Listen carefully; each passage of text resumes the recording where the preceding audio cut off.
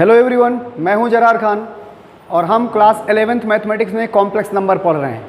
Complex number का आज ये लास्ट लेक्चर है जिसमें हम ये सीखने वाले हैं बच्चों कि किसी कॉम्प्लेक्स नंबर को पोलर फॉर्म में कैसे लिखेंगे।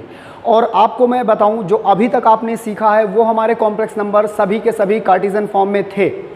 आज हम कॉम्प्लेक्स नंबर को पोलर फॉर्म में लिखेंगे, मतलब एक ऐसे कोऑर्डिनेट सिस्टम में लेकर जाएंगे जिसमें हमारा जो कॉम्प्लेक्स नंबर होगा वो आर और थीटा में डिफाइन होगा। तो ये लास्ट लेक्चर है, छोटा है, ज़्यादा टाइम नहीं लेंगे। आज का जो हमारा टॉपिक है वो है how can we convert a complex number into polar form. किसी भी कॉम्प्लेक्स नंबर को पोलर फॉर्म में कैसे कन्वर्ट करेंगे। So before going to start this conversion method, first of all I would like to tell you again that how can we represent a complex number in Argand plane. Everybody know, अगर हमारे पास एक complex number हो z is equal to x plus i Y, एक complex number हो बच्चों, तो आपने ये पहले से समझ के रखा है जिसमें से x और ये रियल पार्ट है। अगर हम देखें इसको तो ये हमारा जो रियल z है वो x है और जो इमेजिनरी z है वो हमारे पास y है बच्चों। और आपने समझा था कि किसी भी कॉम्प्लेक्स नंबर को आर्गेंट प्लेन में लेकर आना है तो रियल एक्सिस पर x को रखिए और इमेजिनरी एक्सिस पर y को रखिए और उन दोनों से परपेंडिकुलर ड्रॉ करेंगे। तो इस तरीके से आपको जहां ये मिलेंगे ये पॉइंट रिप्रेजेंट करेगा उस कॉम्प्लेक्स नंबर को जिसकी हम बात कर रहे हैं, जो z प्लस एक्स आई वाई है बच्चों। ठीक है, इसमें थोड़ा सा कंस्ट्रक्शन हमने ये कर लिया है कि हमने इस पॉइंट से यहाँ पर एक परपेंडिकुलर ड्रॉ कर दिया, यहाँ पर एक परपेंडिकुलर ड्रॉ कर दिया। हम पूरे मेथड को समझेंगे और इसके बाद मैं गारंटी ले सकता हूँ कि अगर आपने इस मेथड को ठीक से डिटेल में समझ लिया तो कोई भी क्वेश्चन जिसमें कन्वर्जन है, कार्टेशियन कॉम्प्लेक्स नंबर का पोलर फॉर्म में कन्वर्जन है, वो बिल्कुल आपसे रॉन्ग नहीं होने वाला है। इस बात को आप अच्छे से ध्यान से समझें। अब दूसरी इंपॉर्टेंट बात यहीं पर करते हैं। ठीक है, जैसे कभी हम ये देखें कि जब हम किसी कॉम्प्लेक्स नंबर को पोलर में लेकर जाएंगे तो हमारा इक्वेशन किस तरह बनेगा और उसमें किन किन चीज़ों की हमें ज़रूरत होगी। ठीक है, तो सबसे पहले बच्चों मैं आपको ये बता देता हूँ कि ये जो z है, इस z को सबसे पहले तो आप ये समझ लीजिए कि जो z है मॉडुलस z, इसकी जो वैल्यू होगी वो वैल्यू होती है बच्चों √x² प्लस y², ये होती है। इसी को हम लोग यहाँ पर देखेंगे। अच्छा, मैं मान लेता हूँ, मैं इसको कह लेता हूँ, फिलहाल के लिए मैं कह लेता हूँ कि ये r है। अभी हमारा वहाँ एक ट्रिग्नोमेट्रिक एक जो है ट्राइंगल भी बनेगा तो हम उसको देखेंगे। तो मॉडुलस z की तो ये वैल्यू हो गई, आप इसको दिमाग में रखें। अब क्या करेंगे, अब यहाँ पर जो आपको फिगर दिख रहा है, इस फिगर में से हम एक ट्रायंगल ढूंढ रहे हैं। ठीक है, जो ट्रायंगल हमारा है, हम एक ट्रायंगल निकाल रहे हैं, वो है O। यहाँ पर ओरिजिन है OPQ या OQP। ठीक है, OQP एक राइट एंगल ट्रायंगल है बच्चों। ठीक है, अब इस राइट एंगल ट्रायंगल में अगर हम यहाँ पर x की वैल्यू और y की वैल्यू निकालना चाहते हैं तो हमें यहाँ से साइन और कॉस अप्लाई करना पड़ेगा। अगर मैं इस ट्रायंगल में साइन थीटा अप्लाई करूँ तो साइन थीटा होता है बच्चों परपेंडिकुलर अपॉन हाइपोटेन्यूज होता है। This perpendicular is y and hypotenuse is r। तो यहाँ से हमको जो रिजल्ट मिलने वाला है वो y is equal to r sine theta मिल गया। ओके, आप दिमाग में रखिएगा कॉम्प्लेक्स नंबर आपके पास ये है। अगर इसी काम को मैं कॉस के साथ करूं, यहाँ पर अगर मैं कहूँ कि चलो यहाँ से बच्चों कॉस थीटा निकालते हैं, तो बच्चों कॉस का मतलब होता है बेस अपान हाइपोटेन्यूज होता है। बेस है x और हाइपोटेन्यूज r, आप देख रहे हो। So from here the value of x will equal to r cos theta. और ये दोनों जो इन्फॉर्मेशन आपको मिल रही है, y की वैल्यू x की वैल्यू, वो बहुत ज़्यादा इंपॉर्टेंट है। तो क्यों इंपॉर्टेंट है? क्योंकि हमारा जो कॉम्प्लेक्स नंबर है बच्चों वो लिखा हुआ है z is equal to x plus i y and we are going to use the value of x and y in this standard equation. ये जो फर्स्ट इक्वेशन है हम इसमें यूज़ करेंगे।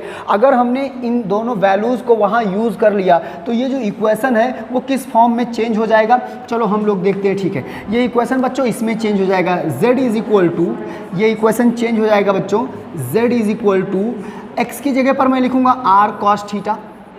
आप देख ही रहे हो, x की जगह पर मैं लिखूंगा r cos थीटा और y की जगह पर मैं लिखूंगा i और फिर से r sin थीटा। तो ये हो गया हमारा किसी भी कॉम्प्लेक्स नंबर का पोलर फॉर्म का स्टैंडर्ड इक्वेशन। अब हम क्या करने वाले हैं, यहाँ से हम r को कॉमन कर लेंगे और cos थीटा आ गया और प्लस i sin थीटा आ गया। तो अब ये तो एक स्टैंडर्ड फॉर्मेट तैयार हो गया कि जब कभी किसी कॉम्प्लेक्स नंबर को पोलर फॉर्म में लेकर आना है बच्चों तो हम उसमें करने वाले क्या हैं, हम सबसे पहले ये करेंगे कि अगर हमारे पास इक्वेशन ये है तो उस इक्वेशन को हम ये लेट कर लेंगे, z is equal to R cos theta और plus I R sine theta हम लेट कर लेंगे। ठीक है, ये बात आप अपने दिमाग में रखिए, z इज इक्वल टू, या हम ये इक्वेशन भी ले सकते हैं। अब दूसरी बात यह है कि हम इसको ऐसे थोड़े ना लिख देंगे, हमको यहाँ से r की वैल्यू चाहिए, हमको यहाँ से थीटा की वैल्यू चाहिए।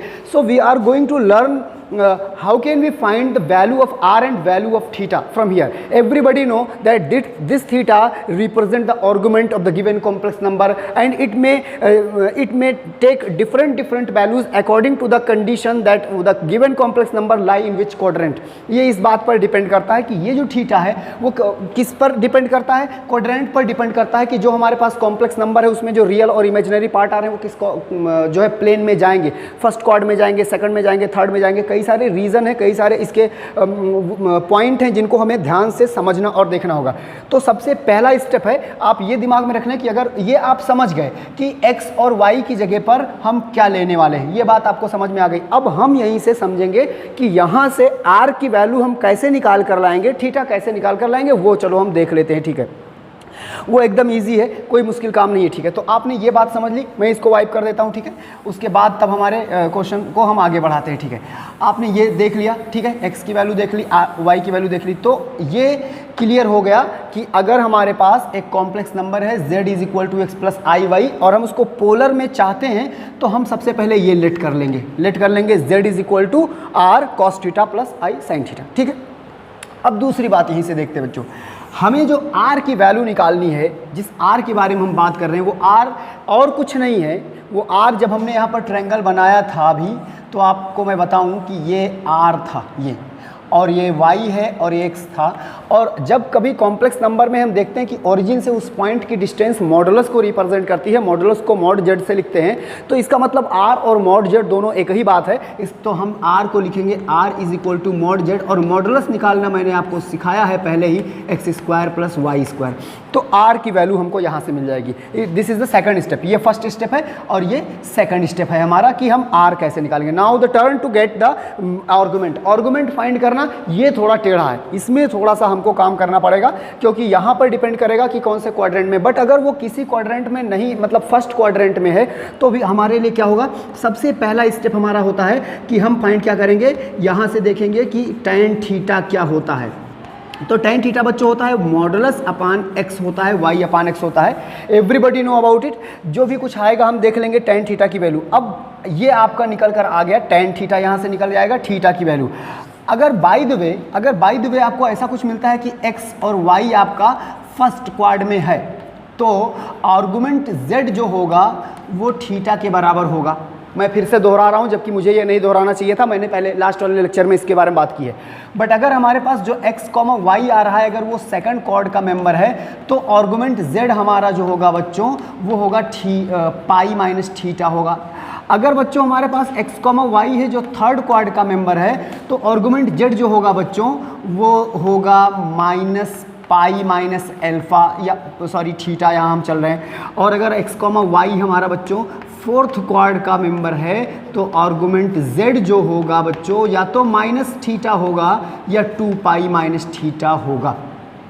ये आपके नॉलेज के लिए मैंने फिर से लिख दी है क्योंकि यहाँ पर वो मैटर करेगा। ठीक है, तो जब हमें आर्गुमेंट मिल जाएगा, मतलब हमें जब यहाँ से थीटा की वैल्यू मिल जाएगी बच्चों, यहाँ से हमको r की वैल्यू मिल जाएगी, तो उस थीटा की वैल्यू को और उस r की वैल्यू को इस इक्वेशन में पुट कर देंगे, and then you will get your required answer. जो आपको ज़रूरत है इस कॉम्प्लेक्स नंबर का पोलर फॉर्म आप समझ जाएंगे। अब इसको समराइज करते हैं, ऐसा करते हैं कि आपको समझ में आ जाए क्लियरली, वो करते हैं। सबसे पहला काम क्या करना है, जो गिवन कॉम्प्लेक्स नंबर है वहाँ से हमें x और y की वैल्यू निकालनी है, सबसे पहला स्टेप है।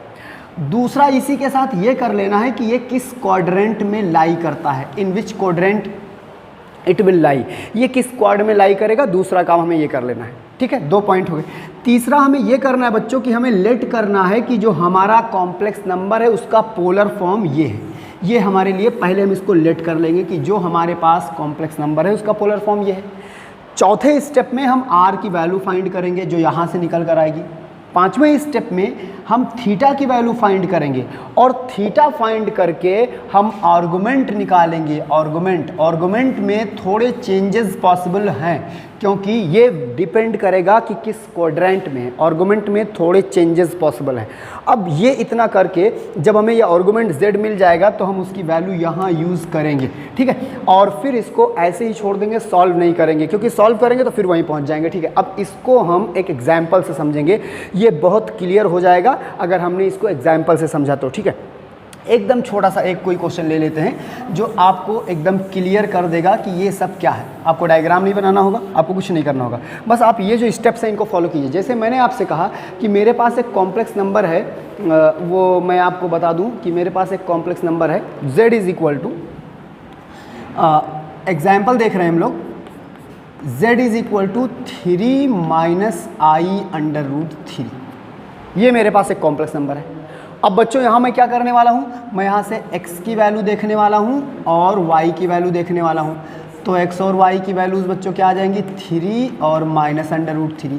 इसको देख कर हमें समझ में आ गया कि जो हमारा कॉम्प्लेक्स नंबर है वो फोर्थ क्वाड में जाएगा। देखिए तो ये बात क्लियर हो गई, it will lie in fourth quad बच्चों, ठीक है। काफ़ी कुछ हम कर चुके हैं। नाउ द सेकंड थिंग हम लोग लेट करेंगे, लेट द पोलर फॉर्म, उसका जो पोलर फॉर्म होगा, let the polar form of the complex number of the complex number, जो कॉम्प्लेक्स नंबर का पोलर फॉर्म है बच्चों, कॉम्प्लेक्स नंबर इज क्या है, z is equal to r modulus cos theta plus i sine theta. कोई problem नहीं किसी को, आई होप कि आपको ये एकदम क्लियर समझ में आ गया होगा। अब हमें इसको लिखकर यहाँ स्टार बना देना है। दूसरी बात हमको क्या निकालनी है, r की वैल्यू क्या है बच्चों, under root x square plus Y square. क्योंकि यहाँ पर हमारे पास x की वैल्यू है 3, तो वो 3 का स्क्वायर 9, वो अंडर रूट है तो वो 3 हो जाएगा, कुल मिलाकर अंडर रूट 12, और अंडर रूट 12 बनेगा 2 रूट 3। r की वैल्यू निकल गई। अब क्या निकालेंगे, tan थीटा निकालेंगे। तो tan थीटा जो होता है बच्चों वो होता है मॉडुलस और y अपान x। तो y की वैल्यू है माइनस अंडर रूट 3, x की वैल्यू है 3। यहाँ से जो फाइनल आंसर निकलेगा 1/√3 और वो tan π/6 बनता है बच्चों। tan 30 की वैल्यू वो लिखी है, ठीक है। अब यहाँ से अगर हम आपको समझाएं तो थीटा की जो वैल्यू है वो तो π/6 आ गई है, बट आर्गुमेंट क्या होगा वो जानते हैं। लेकिन क्योंकि ये जो है वो फोर्थ क्वाड में है तो आर्गुमेंट z बच्चों होगा माइनस π/6 होगा, या एक और पॉसिबिलिटी है 2π माइनस π/6, दोनों पॉसिबिलिटीज़ हैं, ठीक है। तो आपको r मिल गया, आपको थीटा मिल गया, आपको सारी बातें क्लियर हो चुकी हैं, ठीक है। अब अगर इसको हम सॉल्व करें तो ये वाला जो हमारा और करके लिखा है वो 12 11 π/6 आएगा, ठीक है। अब हमें r और थीटा को यहाँ यूज़ कर देना है और हमारा आंसर हो गया। यही तो हमारा गिवन पोलर फॉर्म था। अब अगर इसमें r लिखूंगा, z is equal to r की वैल्यू कितनी आ रही है, 2√3 आ रही है, मैंने लिखा 2√3। फिर कॉस लिखूंगा, कॉस की वैल्यू मैं माइनस ले लेता हूँ, माइनस π/6। दोनों में से कोई भी ले सकते हैं या दोनों 2 बार में लिख सकते हैं, कोई उसमें प्रॉब्लम की बात नहीं है, माइनस π/6। अब बताइए इससे ज़्यादा इजी क्या हो सकता है, और ये एक मेजर टॉपिक है इस चैप्टर का। उसके बाद इसमें जो एक टॉपिक बचा है वो क्वाड्रेटिक इक्वेशन का सॉल्यूशन है, ऐसे क्वाड्रेटिक इक्वेशन का सॉल्यूशन जिसके रूट इमेजिनरी हो सकते हैं, मेजर टॉपिक है। और कितना इजी है, आपको क्या करना है, आपको एकदम क्लियर यहाँ पर मैंने समझा दिया। तो ये जो आज का टॉपिक था बच्चों बस एक ही था कि how can we convert complex number into polar form and here the conversion rule and method with example. तो आज के लिए बस इतना ही है। अगले लेक्चर में इसका एक लेक्चर बच गया है, ठीक है, जिसमें हमको ये जानना है कि किसी क्वाड्रेटिक इक्वेशन को सॉल्व कैसे करेंगे, वो क्वाड्रेटिक इक्वेशन जिसको हम 10th में छोड़ के चले आए थे कि इसका सोल्यूशन पॉसिबल नहीं है, या हमने कहा था कि इसके रियल रूट पॉसिबल नहीं है। So now we are in the condition we can tackle all those question जिनके रियल रूट नहीं पॉसिबल थे, क्योंकि अब हम एक और मैथमेटिक्स जानते हैं, एक और नंबर सिस्टम जानते हैं जो रियल से भी बड़ा है, जिसको कॉम्प्लेक्स कहते हैं, ठीक है। तो अगले लेक्चर में हम बात करेंगे उस टॉपिक पर कि कैसे किसी क्वाड्रेटिक इक्वेशन के जिसके रियल रूट नहीं उसको सॉल्व कैसे करेंगे, ठीक है। गेट रेडी फॉर दैट, उसके लिए तैयार रहिए, इसको कंप्लीट कीजिए, ठीक है। चैनल को लाइक शेयर सब्सक्राइब कीजिए। Okay, thank you.